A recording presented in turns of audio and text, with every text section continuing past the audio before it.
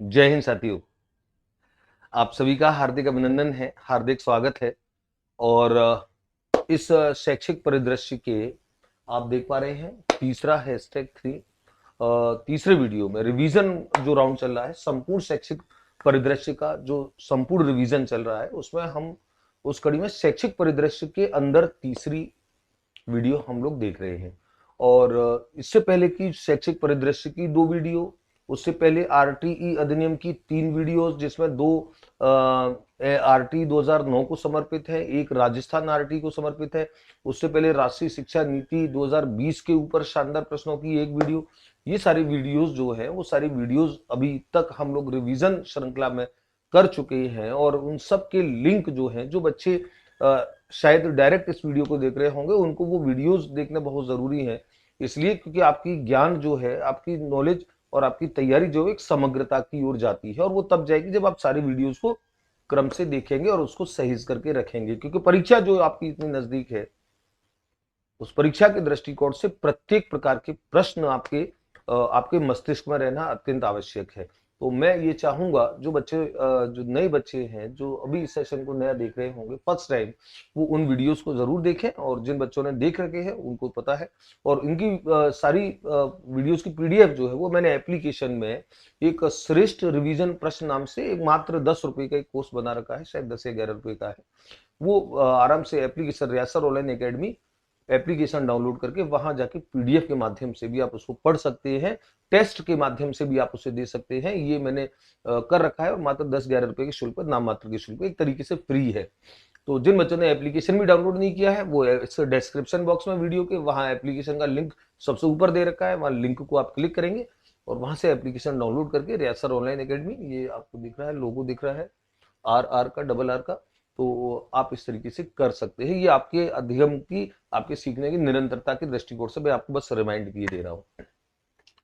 ये सेशन क्यों महत्वपूर्ण है, इस सेशन में मैं क्या करने वाला हूं, इस सेशन में आप देखेंगे पिछली परीक्षाओं का कुछ पैटर्न देखें, खास तौर से अभी पिछले साल जो फर्स्ट ग्रेड एग्जाम हुए राजस्थान में, और कई संस्थाओं की, कई चीजों की फुल फॉर्म्स वहां पर पूछी गई, पूरी फॉर्म क्या होती है। और निश्चित तौर पर शैक्षिक परिदृश्य वाला जो खंड है, और उससे जुड़े बहुत सारे ऐसे तथ्य हैं जहां पर फुल फॉर्म, कई सारी योजनाएं हैं, कई सारी संस्थाएं हैं, कई सारे पद हैं, उनकी फुल फॉर्म्स क्या होती है, वो बड़ा इंपॉर्टेंट है। तो मैं इस खंड, और कई सारी तिथियां तिथियां और फुल फॉर्म्स, आप देखेंगे ऐसी कोई परीक्षा होती नहीं जहां पे तिथियां और फुल फॉर्म्स ना पूछी जाए। तो मैं ये सेशन जो है इस उद्देश्य से मैंने लिया कि आपको एक सेशन केवल ऐसा हो जिसपे हम लोग फुल फॉर्म्स पर, तिथियों पे बात कर ले, क्योंकि परीक्षा से जुड़ी ये बड़ी बेहद इंपॉर्टेंट चीज हो जाती है। आप देखिए लेक्चरर परीक्षा में तो राजस्थान में जो हुई फर्स्ट ग्रेड व्याख्याता परीक्षा, उसमें कई सारे प्रश्न, एक एक पेपर में 2-2 3-3 प्रश्न फुल फॉर्म के पूछ लिए गए। इस दृष्टिकोण से जब हम तैयारियों को समग्र करते हैं, करना चाहते हैं, वहां पे हमारा ये फर्ज बनता है कि कोई भी चीज जो संभावित हो सकती है तैयारी के दृष्टिकोण से, उसको भी ना छोड़ा जाए। ये आपकी तैयारियों की समग्रता के लिए अत्यंत आवश्यक है। तो चलिए विद्यार्थियों, अत्यंत महत्वपूर्ण सेशन हम लोग करते हैं, और मैं चाहूंगा कि प्रत्येक फुल फॉर्म के साथ आपको थोड़ा थोड़ा जानकारी भी दे दूं अच्छी, उससे जुड़ी संक्षिप्त जानकारियां भी होती जाएंगी, तो आपके दिमाग में कनेक्ट होता जाएगा। फटाफट देखेंगे आप एक एक चीज को। एनईपी 2020, ये सबसे इंपॉर्टेंट है, national education policy. Full form बिल्कुल करेक्ट है। मेरे पढ़ाने के समय जब मैंने ये टॉपिक पढ़ाए हैं, तो एक आध में स्पेलिंग के एक आध जगह अंतर आ गए थे, वो मैंने करेक्ट करके बिल्कुल शुद्धतम फॉर्म में ये लेकर के आए, बिल्कुल अनचैलेंजेबल है, बहुत शानदार तरीके से, एक्यूरेसी बहुत शानदार है।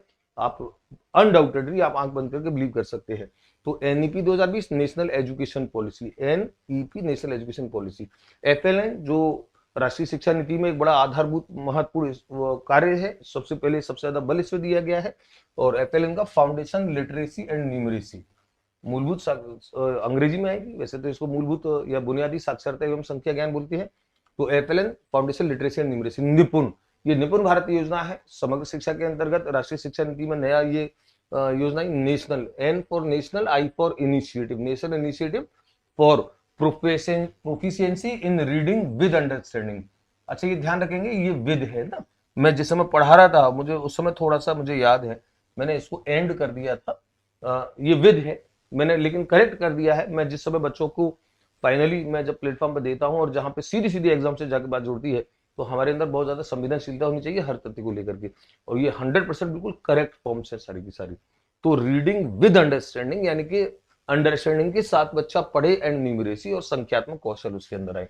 तो national initiative for proficiency in reading with understanding, और जो बोल्ड लेटर हो रखे हैं NIPUN, हर एक में आप देखेंगे मैंने इस तरीके से ये फाइल तैयार की है कि जो जिस जिस अक्षर का प्रयोग इसमें हो रहा है वो अक्षर मैंने बोल्ड भी कर रखे हैं, तो वो आपको ध्यान रहेगा। निष्ठा, निष्ठा एक एकीकृत प्रशिक्षण कार्यक्रम है, ये मैंने निष्ठा पढ़ा रखा है वहां पर। तो national initiative for school heads and teachers holistic advancement, holistic advancement बोलते हैं समग्र विकास के लिए, ये संस्था प्रधानों के और शिक्षकों के समग्र विकास के लिए एक एकीकृत प्रशिक्षण कार्यक्रम है जो पूरे राष्ट्र में चल रहे हैं। AI आर्टिफिशियल इंटेलिजेंस, कृत्रिम बुद्धि, जो जिसे हम बोलेंगे हिंदी में अगर बोलेंगे तो आर्टिफिशियल इंटेलिजेंस का आजकल प्रयोग बहुत ज्यादा हो रहा है। और आप देखिए कि RKSMB के जो राजस्थान के शिक्षा में बढ़ती कदम है, वहां पर कॉपियों के मूल्यांकन के लिए इसी आर्टिफिशियल इंटेलिजेंस का प्रयोग हो रहा है। आपको फुल फॉर्म याद रखनी है आर्टिफिशियल इंटेलिजेंस, इनके बारे में विस्तार से पढ़ने का काम हमने अलग से किया है ज्यादातर के बारे में, और कर लेंगे, बच्चे पूछेगा, लेकिन यहाँ पर फुल फॉर्म्स को याद रखिए। ICT information and communication technology आप सारे बच्चे जानते हैं, लेकिन फुल फॉर्म को एक्यूरेट उसमें ध्यान रखेंगे, क्योंकि मैंने एग्जाम में पैटर्न देखा, फुल फॉर्म में बड़ा बारीक बारीक बारीक बारीक बारीक, जैसे मैंने एक राइज में एजुकेशन लिखा दी थी गलती से, और वो प्रश्न परीक्षा में आ गया, वो एजुकेशन की जगह खाली TOR एजुकेटर था। मैंने बाद में हालांकि उसे करेक्ट कर दिया था, बच्चों को बोल भी दिया था, तो ऐसी त्रुटियां भी छोड़नी नहीं है। मैंने जब जैसे मैं फुल फॉर्म बनाई, मैंने बिना त्रुटि के एक उस पर शोध करके बनाया। ET education technology, Edusat, Edusat प्रथम भारतीय शैक्षिक उपग्रह है, इसको मैं पढ़ा चुका हूं। Educational satellite, Edusat educational satellite. IGNOU, आप जानते हैं इग्नू एक राष्ट्रीय इंदिरा गांधी मुक्त विश्वविद्यालय है, तो Indira Gandhi national open university, ध्यान रखेंगे फुल फॉर्म को एकदम। इस्माइल, ये प्रोग्राम अभी चला कोरोना काल में, अधिगम निरंतरता के लिए, बच्चे कोरोना काल में उनका अधिगम बाधित ना हो। और इस्माइल की फुल फॉर्म ये ध्यान रखेंगे, मोस्ट इंपोर्टेंट फुल फॉर्म है, ये ध्यान रखेंगे, ये मोस्ट इंपोर्टेंट है परीक्षा के दृष्टिकोण से। और मैं जो मोस्ट इंपोर्टेंट है उसको मैं एक बार टिक भी करता जा रहा हूं। चले एक बार देखिए, ये आपको ये FLN निपुण निष्ठा, ये जो है ये बड़ी इंपोर्टेंट है, मैं इनको इंपोर्टेंट स्टार लगा देता हूं। चलिए स्टार लगा देता हूं, ये आपको स्टार वाली जो है वो विशेष तौर से आपको ध्यान रखनी है, स्टार वाली जो है, और यहाँ पर भी मैं स्टार लगा देता हूँ, ये स्टार वाली है 100%। इसमें social media interface for learning engagement, एक एक बिंदु को याद रखेंगे, मैंने फिर बता रहा हूँ बोल्ड किया है, तो SMILE social media interface for learning engagement. और दीक्षा, अगेन ये बड़ी इंपॉर्टेंट है, दीक्षा एक पोर्टल है, Diksha digital infrastructure for knowledge sharing, है ना, ये बहुत इंपॉर्टेंट है। और ये जो निष्ठा की ट्रेनिंग है वो दीक्षा ऐप के माध्यम से दी जाती है। NTP नेशनल टीचर प्लेटफॉर्म, ध्यान रखिएगा, ये नेशनल टीचर्स प्लेटफॉर्म जो है ये इसी दीक्षा के अंतर्गत शिक्षकों के लिए नॉलेज साझा करने का एक मंच बनाया गया। तो नेशनल टीचर प्लेटफॉर्म, राष्ट्रीय शिक्षक प्लेटफॉर्म मंच, राष्ट्रीय शिक्षक मंच से हिंदी में कहेंगे। तो ये NTP, ये इतना ज्यादा, राइज, ये बड़ा इंपॉर्टेंट है राइज, और ये फर्स्ट ग्रेड एग्जाम में पूछा भी गया था, Rajasthan interface for school educators. और ध्यान रखेंगे ये एजुकेटर्स है, मैंने जैसे वीडियो जिस समय बनाया था तो उस समय त्रुटि से एजुकेशन लिख गया था, जिससे मैंने बाद में फिर बच्चों को कह करके करेक्शन कर लिया था, ये एजुकेटर्स, ये शिक्षकों के लिए है। हालांकि इतना अंतर नहीं था एजुकेशन एजुकेटर में, लेकिन परीक्षा में जब सवाल पूछा तो उन्होंने अंतर यहीं पे धर दिया, अंतर उन्होंने यहीं पे रख दिया कि एजुकेशन है कि एजुकेटर है, और मुझे भी पता नहीं था कि वहीं पे आ जाएगा। मुझे तो लगा कि RPSC की मेरी वीडियो को देख करके तो प्रश्न ही बना दिया कि रियासत ने एजुकेशन लिख दिया तो एजुकेटर लो। तो चलो ये ध्यान रखेंगे यार, राइज का Rajasthan interface for school educator. तो मैं तो जहाँ पे बाई चांस कहीं त्रुटि होती है, मैं विद्यार्थी के समक्ष, और त्रुटि बस बहुत न्यूनतम होने के चांस कहीं रहते हैं, क्योंकि मैं दसियों तरह से क्रॉस करके बराबर क्रॉस चेकिंग करके तब मैं बच्चों को मैं देता हूँ। पर मानवीय है, इंसान तो मैं भी हूँ, तो बाई चांस एक आध जगह की रह जाती है तो मुझे ऑनलाइन स्वीकार करने में, बच्चों के समक्ष स्वीकार करने में मुझे कोई हिचक नहीं होती है, क्योंकि हमारे लिए विद्यार्थी सर्वोपरि है। आपको अपनी त्रुटि स्वीकार करके बच्चों का हित करना और बच्चों को सही बताना तो बताना चाहिए, वहां पे अड़ना नहीं चाहिए कि नहीं मैंने जो बता दिया वही पक्का है, ऐसा नहीं। चलिए, तो राजस्थान इंटरफेस और स्कूल एजुकेटर राइज, ये ध्यान रखेंगे, ये भी बड़ा इंपॉर्टेंट है राइज। मैंने स्टार लगा दिया, स्टार वालियों को आपको विशेष तौर पर ध्यान रखना है, इनको हर हालत में आप अपनी कॉपी में लिखेंगे, और जो स्टार वाली है उनको सबसे हाईलाइटेड करके याद रखेंगे। RKSMB के ये डबल स्टार लगा लेना, इसको बहुत ज्यादा RKSMB के ये बिल्कुल फ्लैगशिप कार्यक्रम है, अभी वर्तमान में चल रहा है। राजस्थान की शिक्षा में बढ़ते कदम सबसे जोर शोर से चल रहा है, राजस्थान की शिक्षा में बढ़ते कदम।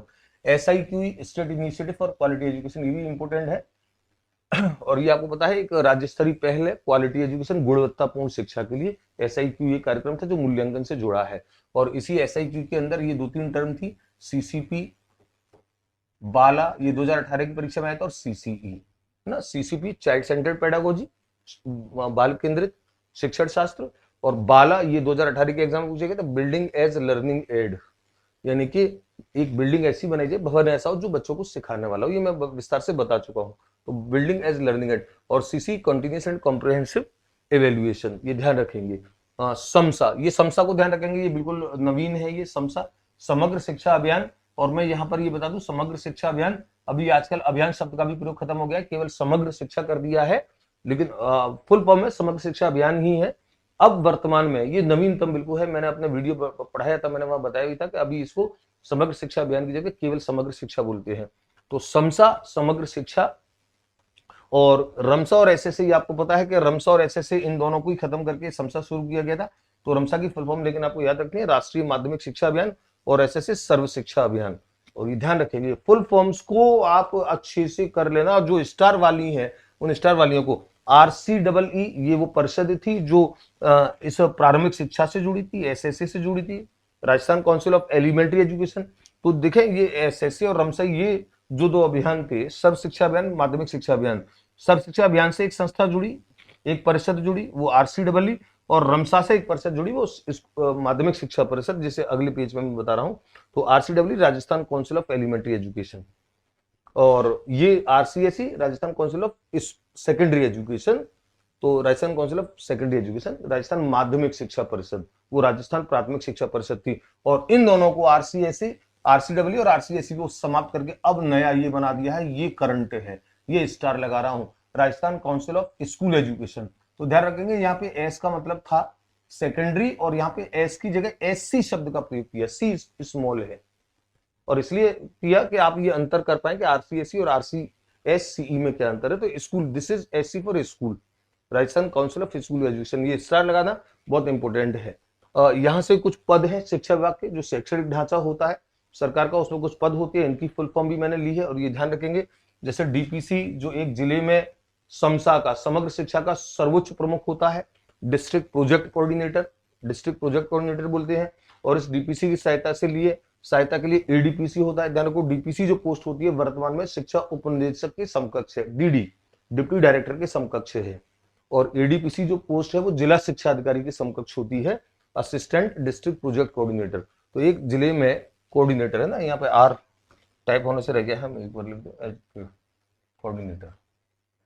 तो ये जो पोस्ट होती है एक जिले में, DPC सर्वोच्च होता है, पदेन होता है, जो मुख्य जिला शिक्षा अधिकारी है वो पदेन DPC होगा, और उसके साथ एक ADPC रहता है। ये कार्यकारी में यही सबसे ज्यादा प्रमुख होता है, ADPC। CDO, जैसे मैंने कहा, CDO chief district education officer. अब C में DEO में C हटा दो, आप DEO रहेगा, डिस्ट्रिक्ट एजुकेशन ऑफिसर।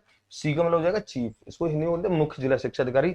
ये प्रत्येक जिले में एक होता है, और उप निदेशक DD के समकक्ष होता है, डिप्टी डायरेक्टर के समकक्ष। CBO ये जिला शिक्षा अधिकारी के समकक्ष होता है। CBO प्रत्येक ब्लॉक में जो एजुकेशन ऑफिसर होता है, चीफ ब्लॉक एजुकेशन ऑफिसर, ये ध्यान रखेंगे। PEO ये प्रत्येक ग्राम पंचायत हेडक्वार्टर के सीनियर सेकेंडरी स्कूल का प्रधानाचार्य होता है। PEO जो होता है वो ध्यान रखेंगे, सुन ले, ग्राम पंचायत जो है, प्रत्येक ग्राम पंचायत, राजस्थान की जितनी ग्राम पंचायतें हैं, प्रत्येक ग्राम पंचायत के हेडक्वार्टर पर जो सबसे बड़ा सीनियर सेकेंडरी स्कूल है, उसका प्रिंसिपल जो होगा वो PEO का, पंचायत एलिमेंट्री एजुकेशन ऑफिसर। ये प्रिंसिपल के इक्विवेलेंट पोस्ट होती है, ध्यान रखेंगे। तो ये ध्यान रखेंगे, ये पोस्ट जो है ये भी इंपॉर्टेंट है। और UCEO, तो जैसे ग्राम पंचायत पे PEO होता है, शहरी क्षेत्र में आप देखेंगे urban cluster education officer, urban cluster यानी कि शहरी क्षेत्र का जो है उसका एजुकेशन ऑफिसर। तो ये PEO और ये UCEO, ये दोनों जो है, ये दोनों प्रिंसिपल के इक्विवेलेंट है। मैं इधर लिख देता हूं अलग से, ये जो पद होते हैं ये उच्च माध्यमिक विद्यालय के प्रधानाचार्य पद के समकक्ष होते, प्रधानाचार्य पद के। तो अलग से ये कोई वैसे पद, BRCF block resource education centre facilitator, और ये BRCF जो होता है, ये BRCF इसी सीबीओ का ही एक वो होता है, ध्यान रखो सीबीओ जो होता है वो बीआरसीएफ भी होता है वर्तमान में। ये दोनों पद जो होते हैं सीबीओ और बीआरसीएफ ये एक ही व्यक्ति के पास होते हैं, यानी कि किसी ब्लॉक का जो चीफ ब्लॉक एजुकेशन ऑफिसर है वही ब्लॉक रिसोर्स सेंटर फैसिलिटेटर भी होगा। बीआरसीएफ जो पोस्ट है वो समसा के थ्रू है और सीबीओ पोस्ट एजुकेशन विभाग के थ्रू है, तो इसीलिए जो पोस्ट होती है उस पोस्ट का पूरा नाम होता है सीबीईओ कम बीआरसीएफ, सीबीईओ कम बीआरसीएफ। चलिए अगली फुल फॉर्म है ईसीसीई, ये बड़ी इंपॉर्टेंट है, इसको बहुत स्टार लगा करके रखेंगे, सबसे ज्यादा हॉट है ये ECCE. ECC early childhood care and education, ये राष्ट्रीय शिक्षा नीति में जो पूर्व प्राथमिक स्तर जो है उसके लिए लिया गया है। एसएमसी, ये आपको एसएमसी और एसडीएमसी ये आपको प्रमुख तौर पर याद रखना है। एसएमसी स्कूल मैनेजमेंट कमेटी और SDMC school development and management committee, तो ये ध्यान रखेंगे ये हॉट है। बाकी ये कुछ कोर्स हैं, आप कुछ कोर्स देख रहे हैं जैसे बीएसटीसी की बच्चे जो है फर्स्ट लेवल में जो देते हैं बेसिक स्कूल टीचिंग सर्टिफिकेट, और डीएलएड जो होता है इसी ये जो होता है ये दोनों एक ही उसको एक ही कोर्स होते हैं। इसका कोर्स का वास्तविक नाम जो होता है वो diploma in elementary education, DElEd उसको बोलते हैं। तो बीएसटीसी जो है ये शब्द बेसिकली यूपी से लिया गया है, बेसिक स्कूल टीचिंग सर्टिफिकेट होता है, लेकिन अपने जो कोर्स जो चलता है राजस्थान में बीएसटीसी के थ्रू वो डीएलएड होता है, diploma in elementary education. NCF ये करिकुलम फ्रेमवर्क है, national curriculum framework. NIC national information centre, ये राष्ट्रीय सूचना केंद्र, वर्तमान में सारी सूचना इसी के माध्यम से होती है। आप जब भी कोई सरकारी साइट देखेंगे सबसे नीचे एनआईसी लिखा होगा। और यूडाइस और एमएस ये सूचना प्राप्त करने के वो है प्लेटफॉर्म, जैसे यूडाइस है unified district information system for education, शिक्षा विभाग के लिए सारे जो आंकड़े होते हैं वो यूडाइस के माध्यम से, और एमएस जो है एजुकेशन मैनेजमेंट इंफॉर्मेशन सिस्टम। तो ये फुल फॉर्म जो है मैंने स्टार लगा दिए, बड़ी इंपॉर्टेंट है, ये ध्यान रखेंगे परीक्षा में पता नहीं कौन सी फुल फॉर्म आ जाए, आपको पता नहीं है। अगला है एनसीईआरटी, ये कुछ संस्थाएं हैं, संस्थाओं के आपको याद रखना है। एनसीईआरटी एससीईआरटी पूछा गया था फर्स्ट ग्रेड में, या आरएससीईआरटी पूछा गया था। एनसीईआरटी नेशनल काउंसिल ऑफ, और ध्यान रखेंगे यहाँ पर ऑफ है, फॉर नहीं है ना, आरएससीईआरटी में भी यहाँ पर ऑफ है, तो काउंसिल ऑफ आएगा, काउंसिल फॉर नहीं आएगा। मैंने कहा ना कि जैसे त्रुटि से मैंने फॉर करा दिया था, इक्का दुक्का जगह जो थे वो वहां पे इस चीज का ध्यान नहीं दिया कि यही ऑफ और फॉर पे पकड़ेगा, एंड पे पकड़ेगा, एजुकेशन एजुकेटर पे पकड़ेगा। लेकिन अब चूंकि आ चुका है, ऐसा कर चुकी है आरपीएससी, तो हमको बड़ी सावधानी से हर फुल फॉर्म याद रखनी है। तो NCERT national council of education research and training, NCT ये शिक्षकों के मापदंड अर्हता और ये सारे जो शिक्षा है टीचर्स एजुकेशन है उसकी संस्था है, राष्ट्रीय संस्था है जो ये निर्धारित करेगी कि पाठ्यक्रम पाठ्यचर्या क्या होगी। तो national council for teacher education, और ध्यान रखेंगे यहाँ पर काउंसिल के बाद फॉर है, यहाँ पर काउंसिल के बाद ऑफ है, और ये कंफर्म है बिल्कुल, पुष्ट है, आप पुष्ट कर लेना नेशनल काउंसिल फॉर, ये एनसीटी के लिए। बाकी एनसीईआरटी और आरएससीईआरटी में काउंसिल के बाद ऑफ है। तो आरएससीईआरटी जो राजस्थान की एनसीईआरटी की शाखा है, Rajasthan state council of education research and training, ये ध्यान रखेंगे। एसआईआरटी जो आरएससीईआरटी का ही पूरा पुराना नाम था, ये स्टार में लगा देता हूं, ध्यान रखेंगे। एसआईआरटी ये स्टार मत लगाओ, लेकिन ये ध्यान में रखना है, एसआईआरटी पहले जिसको अब आरएससीईआरटी कहा जाता है उसको 2018 तक एसआईईआरटी कहा जाता था, उदयपुर में स्थित है ये state institute of education research and training, SIERT. तो इन्होंने क्या किया, स्टेट काउंसिल कर दिया, इंस्टीट्यूट को काउंसिल कर दिया, परिषद बना दी, और परिषद बनाने का मतलब होता है इंस्टीट्यूट को जब आप परिषद बनाते हो इसको लोग कुछ अधिकारों में और क्षेत्र में वृद्धि होती है, एसआईईआरटी। और SIE state institute of education, और RI regional institute of education, ये ध्यान रखेंगे, जैसे आरआई अजमेर में है। तो ये आपको ये विशेष तौर पे ये फुल फॉर्म आपको याद रखनी है। मेरे ख्याल से फुल फॉर्म सारी हो गई है शायद एक बार, हाँ कुछ फुल फॉर्म और भी हैं, कुछ संस्थाएं कुछ शैक्षिक परिदृश्य से जुड़ी कुछ संस्थाएं और भी हैं, और इनको भी आपको याद रखना है, जैसे बीएससीआर है, board of secondary education Rajasthan, ये आप समझते हैं, अपन सभी ने 10वीं क्लास इसी से की है, 10वीं 12वीं। आईएएससी ये उच्च अध्ययन संस्थान है, institute of advanced studies in education है ना, उच्च अध्ययन शिक्षा संस्थान है शैक्षिक क्षेत्र में। बीएड जो होती है तो बैचलर ऑफ एजुकेशन, तो जो शैक्षिक क्षेत्र जिसमें टीचर्स एजुकेशन की बात होती है उसका उच्च अध्ययन संस्थान है आईएएससी। और सरकारी आईएएससी 2 है राजस्थान में, बीकानेर और अजमेर में हम बात कर चुके हैं। City college of teacher education, ये ध्यान रखेंगे, सिटी इसके अंडर में आते हैं। डाइट ये प्रत्येक जिले में होती है, डाइट की full form district institute of education and training, ये ध्यान रखेंगे। डाइट को पढ़ा करके मुझे हंसी इसलिए आ रही क्योंकि मैं खुद डाइट में हूँ। आरएसओएस राजस्थान स्टेट ओपन स्कूल, है ना, ये ध्यान रखेंगे। RSOS ये राजस्थान ओपन स्कूल है, राजस्थान ओपन स्कूल है, और राजस्थान स्टेट ओपन स्कूल, इसमें बच्चे जो औपचारिक शिक्षा से वंचित हैं उनको माध्यमिक शिक्षा उनकी पूरी हो सके, उस लक्ष्य की पूर्ति के लिए RSOS। मुख्यालय इसकी जयपुर में, मुख्यालय भी शायद मैंने शायद क्या मैं सबके मुख्यालय बता ही रखे हैं। यहाँ पर फुल फॉर्म की बात है इसलिए मैंने सबको जोड़ा नहीं, फिर वो ज्यादा कचरा हो जाता। एक जगह फुल फॉर्म पढ़े मतलब फुल फॉर्म पढ़े, एक जगह डेट पढ़े डेट पढ़े। RSTB Rajasthan state textbook board, और NUEPA national university of education, educational planning and administration, है ना, प्लानिंग योजना नियोजन एंड एडमिनिस्ट्रेशन प्रशासन। तो राष्ट्रीय यूनिवर्सिटी है जो शैक्षिक एजुकेशनल प्लानिंग, जो शैक्षिक नियोजन करेगी और एडमिनिस्ट्रेशन प्रशासन करेगी, इस उद्देश्य के लिए राष्ट्रीय यूनिवर्सिटी है। तो बहुत अच्छी फुल फॉर्म मेरे ख्याल से अब बची नहीं है, हाँ फुल फॉर्म अभी नहीं बची है। तो साथियों ये जितनी भी फुल फॉर्म है, मैं समझ रहा हूं कि 1 2 3 4 5 6 7 8 9 10 11 12 13 14 15 16 17 18 19 20 21 22 23 24 25 26 27 28 29 30 31 31 32 33 34 35 36 37 38 39 40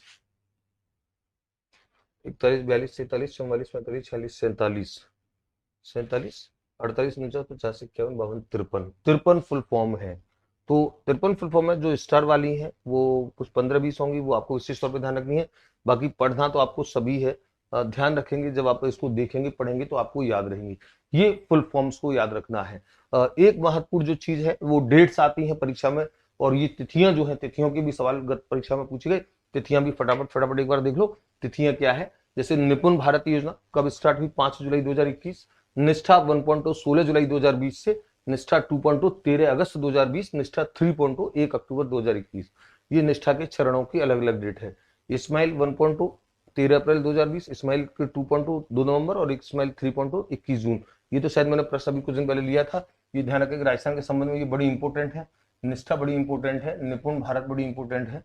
एजुसेट ये बस ध्यान रखना है, एजुसेट तो अब पुरानी बात हो गई इसलिए कम आने के चांस है। 20 सितंबर 2004 राजस्थान को एजुसेट से जोड़ा गया, 22 अप्रैल 2006 से। ये प्रश्न हम कर चुके हैं। राजस्थान में सीसी का प्रारंभ सत्र 2010-11 से हुआ, ये ध्यान रखना है। ये कुछ जगह मैंने देखा था कुछ साथी गलत पढ़ा रहे थे।